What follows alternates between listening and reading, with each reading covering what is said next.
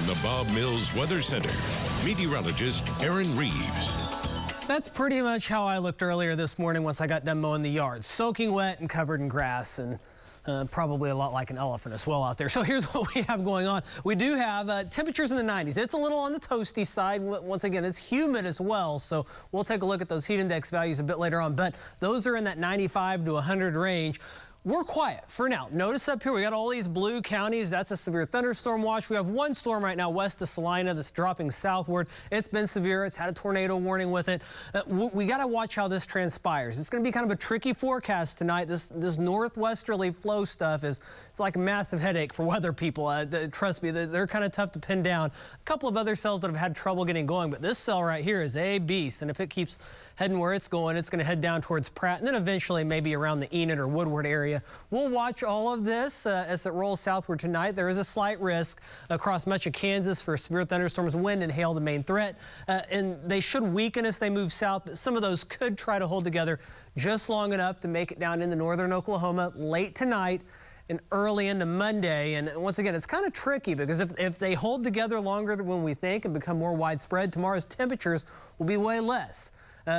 They might not develop like we think, and we may not see as much of this. But the best chance will be Tulsa to the north, lesser chances to the south as this rolls through.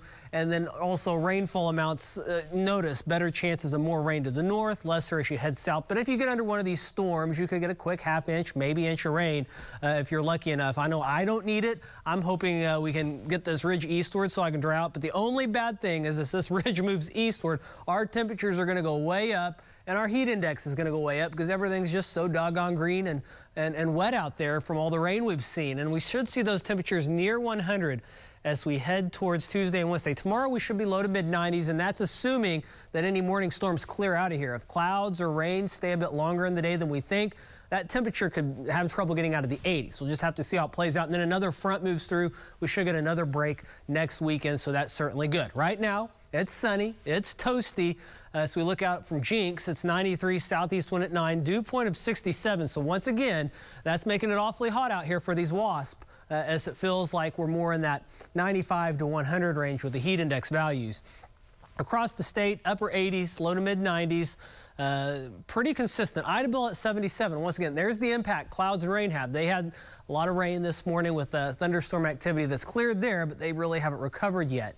Heat index values, upper 90s, lower 100, feels like 102 in Stillwater. That's the highest one I've seen so far. So here's future view. Notice those storms try to drop down out of Kansas at 10 o'clock. They'll still be in Kansas. 1, 2 o'clock, maybe around the state line. Then as we head towards the 4 or 5 o'clock time frame, we could see a few of those trying to move down into northeast Oklahoma. Then through the morning, some of this wants to redevelop some along the outflow boundary. We'll see how that pans out. But by noon, the idea is these should be out of here. And if we can get the sunshine in the afternoon, we should recover into the low to mid 90s. And then the forecast just kind of goes south temperature-wise for us. Around 100 or so Tuesday and Wednesday, and once again, it's going to feel a whole lot hotter than that with the heat index values. We should be up closer to that 108 to maybe 112 range. And as we take a look at your forecast going beyond that, we will see that next front arriving late Thursday into Friday. That should cool us back down into the 80s to low 90s before things gradually heat back up. Of course, it's July. These cool downs only last so long, but at least we are getting these breaks and getting that continuous, at least, opportunity to not dry out too much. That is your forecast. Let's send it on over to sports.